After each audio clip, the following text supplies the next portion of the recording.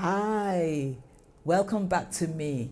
Me is about motivation, educating, and engaging.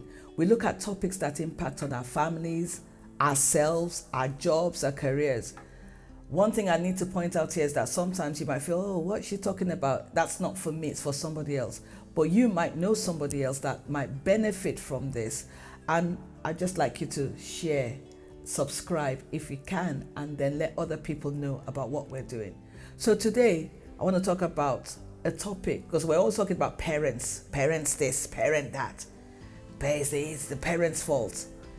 But I want to ask a question. Is it always the parents' fault? I was in the office about 3-4 days ago, and this became a big debate. We work with parents that are in classes they do childcare courses. It's an adult learning service, so parents are learning different things. And somebody was just saying, "Oh, we don't know what the parents are doing about that. This, it." And then somebody else said, I find that very, very unfair, because it's not, we blame parents for everything. And I picked up on that. And I've actually had time to think and reflect on it, that come to think of it, is everything actually the parents' fault? We blame the parents if the child is not in school. We blame the parents if the child is misbehaving. We blame the parents if a child is found to be where they shouldn't be. Yes, I agree, to some extent, parents have to take some responsibility. But let's look at the other side of the coin. Is it always so? Now there's some research has shown that there's what you call learned behavior. In a situation whereby a parent sends the child to school, and that child is learning from his or her peers, learning from the staff, learning from people, there's some things that child will automatically pick up. The same thing when a child is watching TV or listening to or on social media. There are quite a few things that child will pick up. And they learn these things. So it's a learned behavior.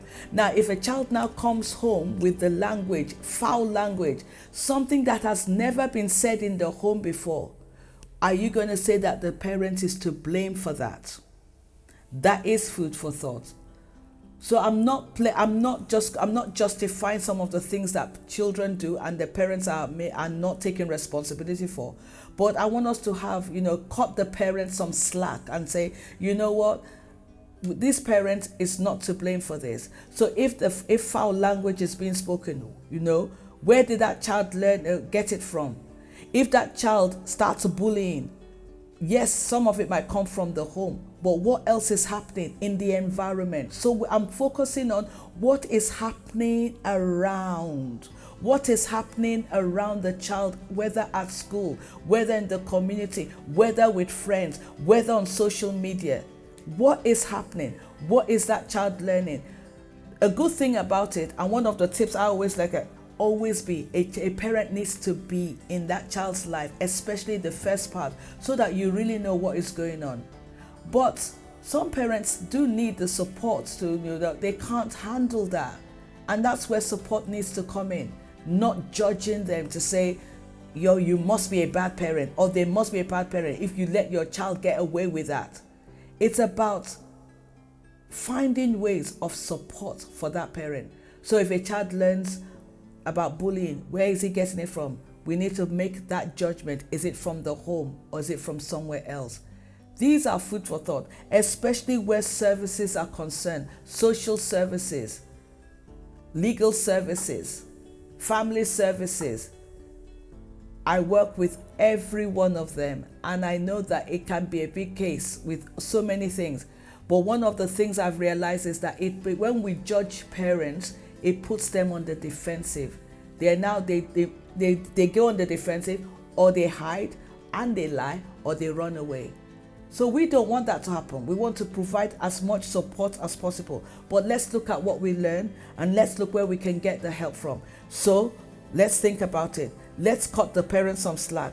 Let's not blame them for everything that goes wrong in the child's life. It's about how we can support, how we can speak, how we can advise, and getting to build trusting relationships with the parents we work with. Thank you for watching me today. If you have any thoughts or comments, please feel free to drop us a line and subscribe, like, and share. See you next time on Me.